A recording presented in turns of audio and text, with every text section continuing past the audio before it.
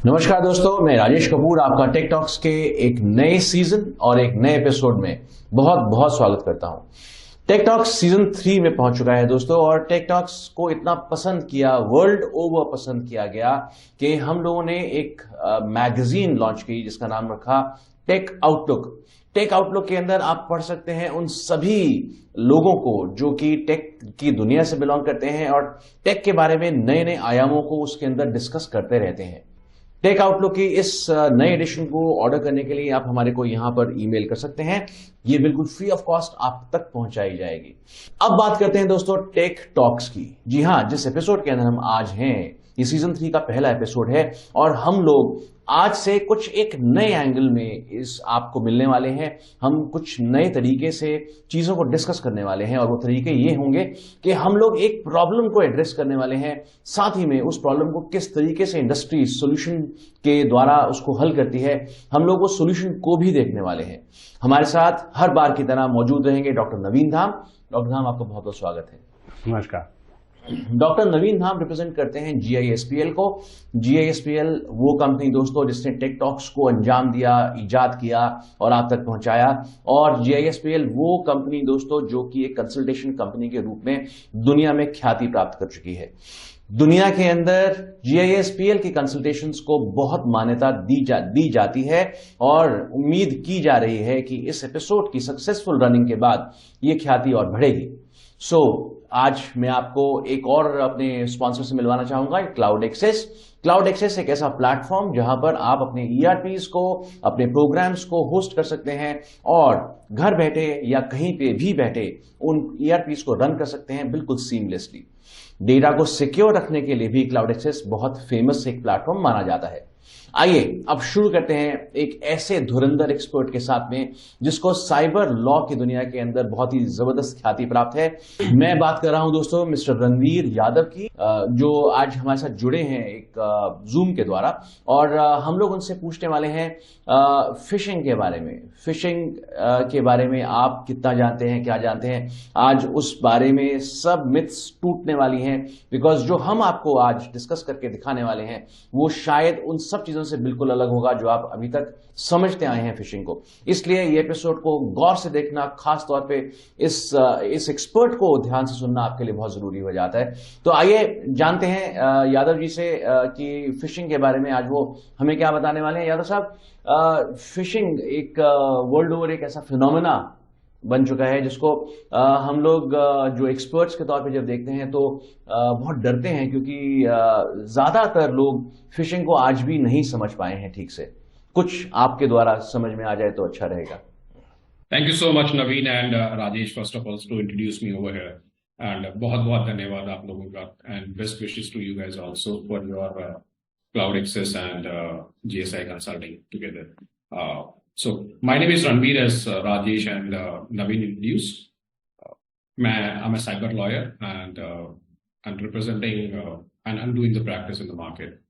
Now, ये एक बहुत अलग सा आज की दुनिया में after 2020, after this Covid wave, बहुत प्रोमिनेंट एक साइबर अटैक मार्केट में आ गया है। And this kind of attack is not only affecting the retail customer but the enterprise customers also. अगर कुछ स्टैटिस्टिक्स के साथ इसको स्टार्ट करते हैं जस्ट टू अंडरस्टैंड कि कितना कॉम्प्लेक्स है ये और कितना प्रोमिनेंट अटैकर्स इसको यूज करते हैं, तो मैं एक छोटा सा स्टैटिस्टिक्स आपको देता हूं। एंड स्टैटिस्टिक्स ये कहता है कि इंडिया में after 2021 and specially after Covid situations, at least 5 million citizens scammed annually. And the total loss to these guys and retail customer is 15,000 crore का revenue loss है to the retail customer. 5 billion SMS phishing attempts होते हैं हमारी country में almost हर साल। Considering the external factors, अगर हम third largest economy की तरफ जा रहे हैं तो मेरा मानना है कि this attack is going to increase further. Why India? That's the important sector for them. The reason being is couple of them, because हम सबसे बड़ी largest democracy हैं और volume wise and citizen wise also. And second most important, the per capita income for our citizen is growing significantly now, at least. And because of that reason, and another biggest one is the cyber awareness index between us and the most of the developing country and developing country is pretty low. So cyber attackers market में इन चीजों का फायदा उठा के they try to tap into us also. That's on the retail side of a customer. If you look into the enterprise kind of a customers also, and the statistics says कि 50 billion emails across 3.5 million mailbox, जिसमें 30 million sphere email access आती हैं. And हर एक वो attack जो by chance जब किसी भी एंटरप्राइज पे होता है, उस अटैक में कम से कम 100 to 200 मैन आवर्स का वर्कफोर्स लगता है डिटेक्ट करने में, उसको रेमिडिएट करने तक के लेवल पे. So look into the kind of effort which each and every enterprise in Indian markets are basically putting to solve this kind of problems. I thought कि मैं ये स्टैटिस्टिक्स आपको बताऊं ताकि आपको ये पता चले कि ये अटैक कितना स्ट्रांग है हमारे लिए. The latest news in this market is that Jamtara, Mewat as a city in Haryana are the prominent hub where the people are sitting and doing this attack. 97% cyber crime केवल फिशिंग से स्टार्ट होता है. सो ये कितना बड़ा हमारे लिए प्रॉब्लम है Raj and Naveen. Sir, as a cyber lawyer आप क्या सोचते हैं कि इसको डिटर करने के लिए क्या क्या चीजों का इंतजाम जरूरी है इस देश में? इसको सॉल्व करने के तरीकों में अगर मैं बात करूं तो आप इसको केवल साइबर लॉ से नहीं कंप्लीट कर सकते. इसमें 4 बहुत बड़े पिलर्स हैं. टेक्नोलॉजी अपना रोल प्ले करता है, प्रोसेस अपना रोल प्ले करता है, पीपल अपना रोल प्ले करते हैं. I come back to you guys also to explain कि what I am talking about. And उसमें सबसे लास्ट में साइबर लॉ भी आता है, बिकॉज किसी भी कंट्री में अगर लॉ बहुत स्ट्रांग नहीं होगा तो जितने भी थ्रेट वेक्टर्स के थ्रू थ्रेट एक्टर्स हैं उनको पकड़ना बड़ा मुश्किल हो जाएगा. So I come to this law point later period of time. But technology की हम बात करते हैं. जैसे टेक्नोलॉजी में अगर आप ये बोलते हैं कि जब एंटरप्राइज कस्टमर्स के पास या किसी रिटेल कस्टमर के पास कोई फिशिंग ईमेल आता है या एसएमएस आता है या व्हाट्सएप आता है, तो बहुत जरूरी है कि टेक्नोलॉजी उनको first level of defence provide करे. Now what do you mean by this? क्या आज की डेट में ईमेल गेटवेज पे हम सॉफ्टवेयर इंस्टॉल करके क्या हम अपने एम्प्लॉय एंड रिटेल कस्टमर को एक फर्स्ट लेवल ऑफ डिफेंस नहीं दे सकते? Answer is absolutely yes, we can do it. And most of the enterprise companies are doing it also. What it mean is, as soon as somebody is sending a phishing email to us, be it is a phishing general emails or maybe the sphere emails, जहां पर हम dedicated targets करते हैं ये people, उसमें आपको ये email को फिल्टर करना चाहिए on basis of some parameters through which you are able to see that the malicious email should not reach out to my employee and to my retail customer. And there are 2 different solutions which I'm going to explain. ये first level of a defence है. गलती से अगर वो email फिर भी आपके email box में आ गई and it is having a link, because that's how the phishing email came typically, उसमें आपको as a process as a people आपको अपने एम्प्लॉय को साइबर अवेयरनेस प्रोग्राम में बिल्कुल इन्वॉल्व करना चाहिए to the lower guys, I mean to say the developers to the CEOs level of the people, जिनको ये पता हो कि from the naked eyes how can they detect this kind of things. इसके लिए बहुत ज्यादा करने की जरूरत नहीं है. 3 things which is very important. पहली बात तो ये ईमेल बाहर से आएगी तो क्या आपकी ईमेल बॉक्स के ऊपर ये लिखा आ सकता है as a technology implementation company की ये बाहर से है, which is going to be a first suspicious things, because most of the cyber attacks is going to happen from the very similar DNS name. अगर आपकी कंपनी का नाम GSI consulting या कुछ है तो वो कंसल्टेंट बना देंगे और वहां से एक ईमेल आएगी which people like us is not able to see that कि हाँ ये क्या GSI कंसल्टिंग से आ रही है, GSI कंसल्टेंट से आ रही है. Now पहली बात तो ये है कि to detect from train your people to see कि क्या ये ईमेल क्या ये आउटसाइड मेरे डोमेन से आ रही है, that's the first one. Second, कितना अर्जेंसी है, बिकॉज साइबर अटैकर्स और फिशर जो फिशिंग अटैक करते हैं वो बहुत अर्जेंट तरीके से प्रोवोक करेंगे करने के लिए। आपका पासवर्ड ब्लॉक हो गया है, आपने अभी 10,000 रुपीज का बैंक में कुछ किया था जिसकी वजह से उन्होंने बैंक ने डिस्कार्ड कर दिया है, आपका अकाउंट ब्लॉक हो जाएगा।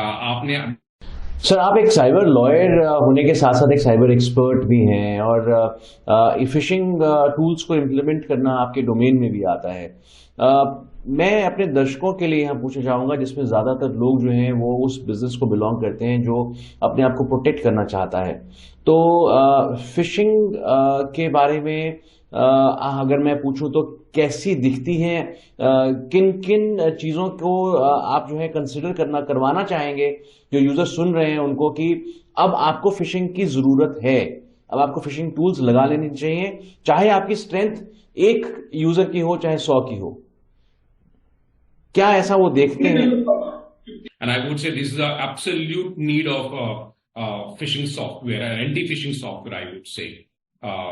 ये बहुत जरूरी है टू द एंटरप्राइज सेगमेंट। तो it's a must to have it, because जब स्पेयर ईमेल फिशिंग आती है तो वहां करीब करीब, इवन दो ये पूरे ईमेल के अगर पॉइंट ऑफ व्यू से मैं बोलूं कि spear phishing email 0.1% of the total email phishing का पार्ट है, less than 1% phishing spear phishing email होती है, लेकिन 66% उन्हीं की वजह से डाटा ब्रीच होता है। एंड टिपिकली ये लोग जब डालते हैं तो they are putting it to, they are targeting to the CXO, CEOs and the CIOs, kind of a highly high customers in their organizations। तो बहुत जरूरी है। अब ये मैं एंटरप्राइज सेगमेंट की बात कर रहा हूं, similar kind of situations are happening in the retail customers also. So you are absolutely correct कि ये बहुत जरूरी है कि इनको एंटी फिशिंग सॉफ्टवेयर अपने पूरे इकोसिस्टम में डालना चाहिए। साथ ही मैं आपसे ये भी पूछना चाहूंगा कि उन्हीं के एक नॉलेज के लिए कि फिशिंग टूल या फिशिंग सिमुलेशन आखिर करता क्या है, मतलब उनको किस तरीके से ये महसूस हम करा सकते हैं इस इंटरव्यू के जरिए कि वो इस सिमुलेशन एक्टिविटी के बाद बिल्कुल महफूज समझ सकते हैं अपने आप को। सो पहले तो फिशिंग सिमुलेशंस का कहां से स्टार्ट होता है, मैं ये बोलूंगा कि साइबर अवेयरनेस एक पूरा पैकेज जब आप अपनी ऑर्गेनाइजेशंस में करते हैं तो उसका एक पार्ट है through which you are going to train your people कि मैं एक सिमुलेशन करके आपको दिखा दूं या करवा दूं जिससे पता चल जाए कि how many employees in our market are vulnerable for your organisation. So software, phishing software और I would say phishing simulation software का बहुत बड़ा रोल है as a part of the cyber awareness, because वहीं से आपको पता चलेगा कि what kind of a cyber awareness index your company lies in and how much path you have to traverse to reach out to a very standard और industry standard के लिए। अब फिशिंग सॉफ्टवेयर क्या है और फिशिंग सिमुलेशन सॉफ्टवेयर क्या है? ये एक तरह से सॉफ्टवेयर है जो आज की डेट में बहुत सारी कंपनीज बनाती हैं, कुछ ओपन इंटरनेट पे भी अवेलेबल है ये software. I can't name those, but definitely ये सॉफ्टवेयर आपकी कंपनी का डीएनएस को किसी तरीके से यूज करके, और आई वुड से आपकी कंपनी को नहीं लेकिन आपकी कंपनी के सिमिलर डीएनएस को यूज करके वो सॉफ्टवेयर को सिमुलेट करके आपको ऊपर से साइबर अटैक सिमुलेशन कर सकते हैं। I will give an example. GSI consulting का डोमेन नेम है gsiconsulting.com, लेट्स से। अब मैं अगर एक सॉफ्टवेयर में GSI consultant.com से अगर मैं नवीन धाम एंड नवीन सर के एम्प्लॉयज को एक मैसेज भेजूं जो कि मैं इनको भेजता हूं in the month of let's say December, जब टिपिकली सब लोगों को टैक्स फिल करना होता है, और मैं वो सॉफ्टवेयर के थ्रू सिमुलेट करके मैसेज ये भेजता हूं कि हे आपका टैक्स में जो आपने डिक्लेरेशन किया था बिकॉज ऑफ दैट रीजन आपको आपकी प्रॉब्लम हो गई है, please click on this link. And जब आप उस लिंक पे क्लिक करोगे तो आपसे वो लॉगिन क्रेडेंशियल मांगेगा, and that's the start of any kind of a cyber crime. तो ये पूरा सॉफ्टवेयर एक तरह से ये पूरा सिमुलेट कर सकता है, ये चेक कर सकता है कि आपकी ऑर्गेनाइजेशन में कितनी अवेयरनेस है फिशिंग को लेके, और ये किस तरह से आपको प्रोटेक्ट करता है। मैं एक और एग्जांपल आपको बताता हूं। हमने ये फिशिंग ईमेल्स और simulations we did it in a very big ITITS company where the total volume was almost like a 30,000.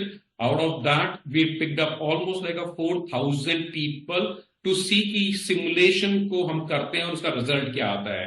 And quite interesting, Rajesh, कि जब हमने किया तो 97% को ये फिशिंग ईमेल डिलीवर्ड हुआ, बिकॉज 3% छोड़ चुके थे उस ऑर्गेनाइजेशन को जब तक हमने प्लान किया और एग्जीक्यूट किया। उसमें से 27% लोगों ने उस ईमेल को खोला। सो ये सॉफ्टवेयर आपको हर चीज बता देता है, एंड ये फिशिंग का एक तरह से लाइफ साइकिल डिक्लेयर कर देता है। कितने लोगों को डिलीवर हुआ, कितने लोगों ने खोला, कितने लोगों ने लिंक पे क्लिक किया, कितने लोगों ने उस लिंक पे क्लिक करने के बाद अपने लॉग इन पासवर्ड को डाला। So the example which I was saying, 27% out of almost like 3,000 4,000 people ने इस ईमेल को खोला, एंड उसके बाद almost like 8.7% click on that link, and 3% out of that basically expose their credentials to these guys. So now you are able to understand कि ये software market में आपको ये पूरी साइकिल, लाइफ साइकिल बता देता है of a phishing life cycle, जिससे आपको ये पता चलता है कि how much vulnerable my organisation is toward the phishing. Wonderful wonderful. मैं अपने दर्शकों को बताना चाहूंगा यहाँ पर जो टेक्निकल है वो तो डेफिनेटली यादव साहब की बात को बहुत अच्छे से समझ गए होंगे, लेकिन जो बिजनेसमैन मेरे फ्रेंड्स जो यहाँ पर अभी इस समय प्रोग्राम को देख रहे हैं और कुछ इस बात से इल्म रखने वाले हैं कि हाँ ये फिशिंग चीज उनके लिए बहुत काम की है, उनके ऑर्गेनाइजेशन को प्रोटेक्ट कर सकती है, तो मैं बताना चाहूंगा आपके एम्प्लॉयज लगातार कुछ ना कुछ ऐसी मील्स को एक्सपीरियंस करते हैं जो शायद उनको कहीं ना कहीं ल्योर करती है कुछ सस्ती खरीद फरोख्त के लिए, कभी कभी कुछ अच्छी ऑफर्स लेकर वो मेल्स आती हैं, और आपके एम्प्लॉय कुछ बेध्यानी होकर या समझ उनको क्योंकि पूरी नहीं होती तो उस पर लिंक पे क्लिक कर बैठते हैं। उन चीजों को हम लोग मद्देनजर रखते हुए फिशिंग सिमुलेशंस को इस तरीके से बनाते हैं कि हम उन एम्प्लॉयज को आइडेंटिफाई कर सकें ताकि वो आपकी ऑर्गेनाइजेशन के लिए खतरा ना रहे। हम लोगों ने आपकी बेटर अंडरस्टैंडिंग के लिए एक प्रोडक्ट को यहां पर दर्शाने की कोशिश करी है। हमारा मकसद उस प्रोडक्ट को यहां पर पब्लिसाइज करना नहीं, स्पॉन्सर करना नहीं है, इसलिए प्रोडक्ट का नाम हम लोग आपसे छुपा के रखेंगे, लेकिन एट द सेम टाइम उस प्रोडक्ट के जो डिफरेंट फीचर्स हैं उनको एक बार डॉक्टर धाम से समझने की पूरी कोशिश करेंगे। सो मैं डॉक्टर धाम से रिक्वेस्ट करूंगा हमारे को इन स्क्रीन्स के बारे में कुछ बताएं ताकि आपको एक नॉलेज फिशिंग के बारे में कंप्लीट चली जाए। डॉक्टर साहब मैं यहाँ देख पा रहा हूँ साइकोमेट्रिक एवेल्युएशन, फिशिंग सिमुलेशन, कुछ बताइए इन टर्म्स के बारे में। इसमें देखिए जो हमने 4 फेजेस बनाए हैं, तो सबसे पहला फेज बनाया साइकोमेट्रिक एवेल्युएशन, जो कि मतलब अभी तक किसी भी सिमुलेशन में नहीं था, जो कि यहाँ दिखाया गया है, जो एक नया फीचर आया है मार्केट में, जिसमें कि जो पहले वाली सिमुलेशंस थी उसमें साइकोलॉजी कहीं ना कहीं मिस हो रही थी कि एम्प्लॉयज़ की साइकोलॉजी पढ़ी जाए कि साइकोलॉजिकल पॉइंट ऑफ व्यू से वो क्या सोचते हैं एक साइबर अटैक के बारे में। अच्छा, जब साइबर अटैक होता है तो क्या वो साइबर अटैक के बारे में और फिशिंग के बारे में अवेयर हैं कि नहीं। ओके। फिर दूसरा, अगर वो अवेयर हैं तो उसमें उसके अगेंस्ट उसको एक्शन क्या लेना है, वो मिसिंग होता था, उनको नहीं पता होता था, उनकी साइकोलॉजी में वो है ही नहीं। फिर तीसरा जो है उसमें उसके अगेंस्ट जो है उसका क्या एक्शन ले रहे हैं वो, और उसको कैसे रिपोर्ट कर रहे हैं।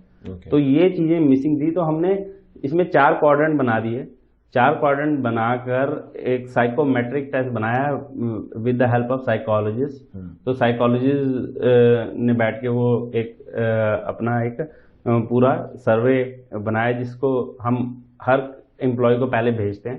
तो पहला प्रोसेस ये है कि सारे एम्प्लॉयज को वो भेजा जाए। ठीक है। तो जब वो हम भेजते हैं एम्प्लॉयज को वो मिलता है, they have to fill the entire analysis, और वो भरने के बाद हमें पता लगता है कि वो एम्प्लॉय कौन से क्वाड्रेंट में फॉल कर रहा है। Okay okay. इन चारों में से कौन से क्वाड्रेंट में फॉल कर रहा है, या चारों ही क्वाड्रेंट में फॉल कर रहा है। वो हो सकता है कि वो चारों क्वाड्रेंट उसके वीक हो, उसको पता ही ना हो कि फिशिंग अटैक कैसे। क्वाड्रेंट्स क्या हुए? जैसे मैंने आपको 4 चीजें बताई कि एम्प्लॉय क्या फिशिंग के बारे में अवेयर है, ये पहला क्वाड्रेंट हो गया कि उसकी अवेयरनेस कैसी है। फिर दूसरा जो है वो उसको आइडेंटिफाई कर सकता है अटैक को। फिर तीसरा वो उसको मिटिगेट कर सकता है। फिर चौथा जो है कि वो उसको रिपोर्ट करना उसे आता है अपने ऑर्गेनाइजेशन में। अगर कोई ऐसा फिशिंग अटैक होता है तो उसको वो रिपोर्ट कर सकता है कि नहीं कर सकता। इन चारों क्वाड्रेंट में क्या वो सारे उसके वीक हैं या उसका एक वीक है या दो वीक है, इससे हमें उसकी साइकोलॉजी पता लग जाएगी कि इसकी साइकोलॉजी पॉइंट ऑफ व्यू से वो एक अटैक के बारे में क्या सोचता है, वो कहाँ पर वो वीक है। तो ये हमने उसका जैसे ये स्क्रीन सर हम लोग देख पा रहे हैं, ये वो स्क्रीन है, मैं अपने दर्शकों को बता दूं, ये वो स्क्रीन है जो कि हम जो एक्सपर्ट्स हमारे जो देखते हैं, जो डेटा कोलेट होता है, जो डेटा कलेक्ट होता है उसको कोलेट किया जाता है और फिर उसके बाद जो स्क्रीन एनालिसिस के लिए सामने आती है किसी भी एक्सपर्ट के, वो कुछ ऐसी दिखती है। तो सर इसमें हम लोग क्या क्या देख पा रहे हैं इस समय? इसमें अगर आप देखोगे तो इसमें पहला है ईमेल सेंड, मतलब हमने कितनी ईमेल सेंड की, कितने एम्प्लॉयज को सेंड की, तो 8 लोगों को हमने सेंड की है जी। दूसरा ईमेल ओपन है, मतलब कितने लोगों ने उसको ओपन कर लिया, ये भी हमें पता लग गया 5 लोगों ने ओपन कर लिया। ऐसे ही उसमें से जिन्होंने ओपन कर ली मेल, अब वहां पर एक लिंक हमने दिया होगा कि यहाँ पर आप क्लिक करो, कोई भी हमने बेट डाली, उसे कोई लालच दिया कि हाँ आप अमेजोन से ये प्रोडक्ट खरीद लो, यहाँ लिंक पे क्लिक करो, तो वो उस वाले लिंक पे कितने लोगों ने क्लिक किया वो आपको दिखा रहा है, 5 लोगों ने ही क्लिक कर लिया जी। अब वो लिंक पे क्लिक करने के बाद उसको कुछ अपना नाम या ईमेल आईडी कुछ हमने फॉर्म दिया होगा भरने का, उस फॉर्म को भरा और डेटा सबमिट किया। वो कितनों ने किया? वो 3 ने कर दिया। अच्छा, ओके, यानी कि 3 हमारे जाल में फंस गए। अच्छा। तो यहाँ पर हमें दिखाया है कि हाँ ये इतने ये लोग जाल में फंस गए। अब वो जाल में जो फंसे उनकी डिटेल नीचे आ रही है, अगर आप देखोगे name, last name, email, position, status, reported, तो ये सारे लोग हैं। जैसे अब एक पे आप क्लिक कर रहे हैं ये, तो क्लिक करेंगे उसमें हमें एग्जैक्टली पता लग जाता है कि उसने कौन से लिंक पे क्लिक किया। डेटा जो सबमिट किया, इवन उसके क्रेडेंशियल्स भी हमारे पास आ जाते हैं, ये देखो इसमें दिखा रहा है। तो यहाँ पे क्लैरिटी और मिल गई कि वो कौन से बेट में जाके फंसा। हाँ, तो कौन सी ऐसी ईमेल थी जो इस एम्प्लॉय को अट्रैक्ट कर पाई। राइट। अच्छा, तो हम उसको उसके हिसाब से ज्यादा अट्रैक्ट करेंगे अगली बार। सर तो ये सिमुलेशन हमने समझ लिया, रीवैल्यूएशन यहाँ पर जहाँ आ रहा है वो चीज उसमें थोड़ा समझाइए क्या है ये। तो रीवैल्यूएशन मतलब कि आपने सबसे पहले साइकोमेट्रिक इवैल्यूएशन की, उसके बाद हम फिशिंग मेल्स भेजेंगे उनको। मेल्स भेजने के बाद उनको ट्रेनिंग भी दी जाएगी। जो ट्रेनिंग भी एक ऑटोमेटेड वीडियोस के थ्रू दी जाती है जी। जो कि they are very beautiful videos. तो उससे उसको समझ आ जाता है कि हाँ कि फिशिंग क्या होती है और कैसे होती है। वो पूरा 8-10 चैप्टर होंगे जिसमें कि उसको पूरा समझाया जाएगा। फिर समझाने के बाद उसकी फिर रीवैल्यूएशन होगी कि अब वो ट्रेंड हो गया, अब दोबारा से उसको देखा जाए कि वो मतलब सीखा है कि नहीं सीखा, तो दोबारा उसकी फिशिंग करके। और फिशिंग ट्रेनिंग तो उन्हीं की ट्रेनिंग आप फिशिंग के लिए करते हैं, ये सेल्फ अंडरस्टैंडेबल एक टर्म हो गई। मैं यादव साहब आपके पास वापस आना चाहूंगा आपसे समझने के लिए कि आप तो सर एक्सपर्ट्स के एक्सपर्ट्स हैं, आपसे आके एक्सपर्ट्स भी सीखते हैं। तो यहाँ पर अगर मैं ये पूछूं कि एक एक्सपर्ट को किस बात का ध्यान रखना चाहिए, बिकॉज देखा जाता है कि जब हम लोग एक्सपीरियंस बहुत गेन कर लेते हैं तो कहीं ना कहीं हम लोग बिल्कुल बेफिक्रे हो जाते हैं कि हम तो एक्सपर्ट बन चुके, अब हमारे को जो है बस जो हम करते आ रहे हैं वैसे ही करते रहना चाहिए। तो इनोवेट नहीं करते, वो अपने आप को एक्सप्लोर करना बंद कर देते हैं, या फिर कुछ चीजों का ध्यान रखना चाहिए जो कि नहीं रख पाते हैं। एज एन एक्सपर्ट आप जानते होंगे बेटर, वो बताइए प्लीज। आई थिंक देखिए इसका कोई हार्ड एंड फास्ट रूल नहीं है राजेश।